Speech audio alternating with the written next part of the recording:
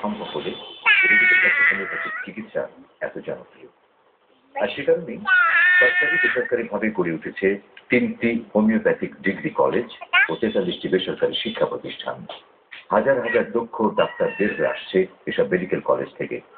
আর এই দক্ষ ডাক্তার তৈরির যারা কারিগর তাদের মধ্যে উল্লেখযোগ্য হলেন ডাক্তার মোহাম্মদ শফিকুল আলম। স্যার অধ্যাপক ডক্টর মোহাম্মদ শফিকুল আলম ছাত্র অত্যন্ত মেধাবী ছিলেন।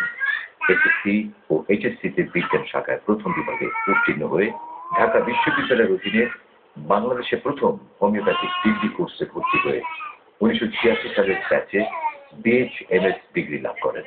ভারতের ওপেন ইউনিভার্সিটি থেকে 2002 সালে এমডি এবং 2004 সালে পিএইচডি ডিগ্রি লাভ করেন এবং ধীরে ধীরে সমাজে একজন দক্ষ ও অভিজ্ঞ চিকিৎসক হিসেবে পরিচিতি লাভ করেন।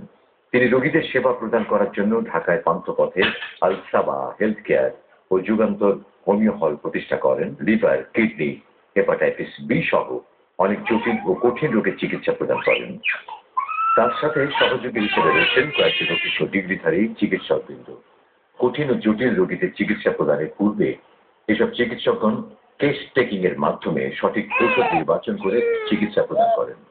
স্যারের নিকট কিডনি সহ বিভিন্ন রোগ সম্পর্কে জানতে চাওয়া হলে বলেন, কিডনি রোগ এখন আমাদের বাংলাদেশে একটা প্রকোপ আকার ধারণ করেছে।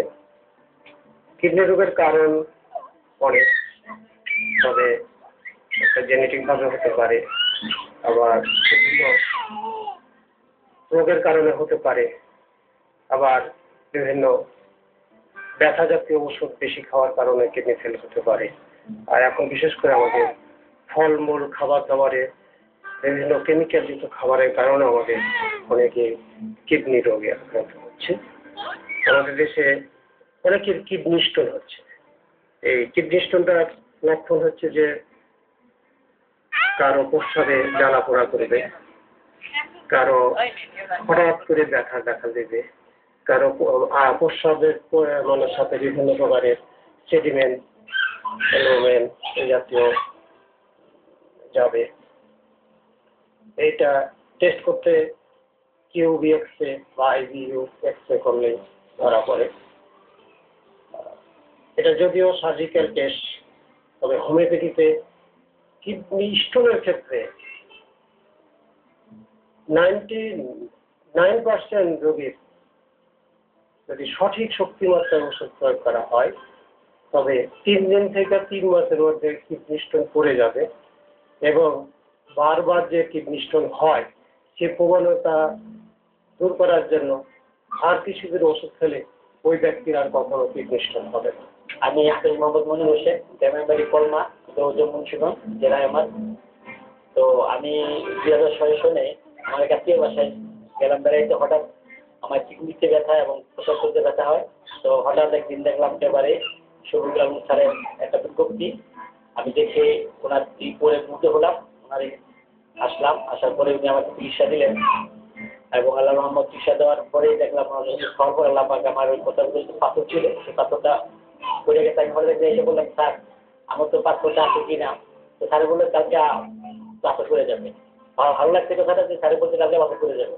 ওই যে খাওয়ার পরে আমি পরে আবার অ্যালোপ্যাথি ডাক্তারের কাছে গিয়ে করলাম, এক্সরে করলাম, বলতে আপনার পাথর নেই। আমার কাছে খুব ভালো লাগছে। মোহাম্মদ হাবিবুর রহমান খালি, আমি 30 সাল মানুষ থেকে এসেছি। আমি 2006 সালে ফুল বডি চেক আপ করতে গিয়ে আমার কিডনি প্রবলেম ধরা পড়েছে। কলকাতায় এমআরআই হাসপাতালে 5 বার গিয়েছি, সেখানে প্রায় আমার 1,60,000 টাকার মতো নষ্ট হয়েছে। তার পরবর্তীতে আমার ভগ্নিপতির মাধ্যমে জানতে পারলাম শফিকুল আলম স্যারের কথা। তো ওনাকে নিয়েই তারপর আমি স্যারের কাছে গেলাম এবং স্যারের ট্রিটমেন্টে 2007 সাল থেকে আমি এখনো পর্যন্ত ওনার ট্রিটমেন্টে আছি। আল্লাহ রহমতে আগের থেকে আমি অনেক ইমপ্রুভমেন্ট হয়েছি। আমার নাম সাইদুর রহমান, মোহাম্মদপুর। একদিন অ্যাড দেখলাম ওই ইসলামিক টিভিতে। দেখে আমার প্রবলেম ছিল ফ্যাটি লিভার, মানে লিভারের চারদিকে চর্বি জমে গেছে। ওনারা দেখলাম যেটা উনি চিকিৎসা করে, তা ওনার তারপর দিন আসলাম। আসার পরে উনি ওষুধ দিলেন। ওষুধ দেওয়ার পরে আমার কিন্তু হোমিওপ্যাথি খাওয়ার পরে আমার মনে হলো যে অনেক ভালো। এবং ওই আমার কিছু ব্লক ছিল, কোলেস্টেরল ছিল, এটাও আমার মনে হয় যে আগে অনেক কমে গেছে। এবার আমি ভর্তি করলাম, তবে মনে হয় যেন ওই এলোপ্যাথিক ডাক্তার বিশ্বাসই করেন এটা কেমনি সম্ভব। আসলে আমারও ভালো লাগছে, খুবই ভালো।